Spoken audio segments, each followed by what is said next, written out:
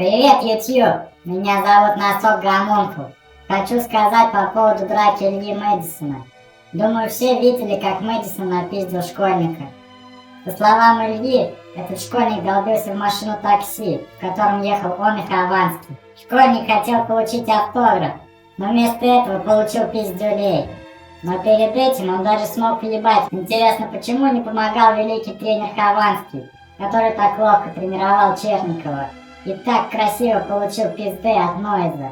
Наверное, пока вытаскивал свою жирную жопу из такси, все уже закончилось. И его хватило только на то, чтобы крикнуть: «Кто не с нами, тот петух!». Следующий объект обсуждения — это Эрик Давидович, который до сих пор, по его же словам, находится в аду. Его перемещают по кругам ада, и каждый раз он проходит новые пытки. То угрожает убить, то здоровый амбал, не соблюдая личное пространство, забрызгивает слюной до выдачи, то ему просто харкает баланду. Эрик почти не кушает, у него болит желудок. Думаю, он может питаться своим жиром.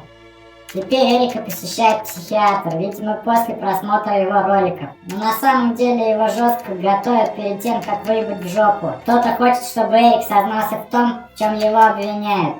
Но он держится. Молодец, Давидыч. С вами был Носок Гомункул. Всем пока.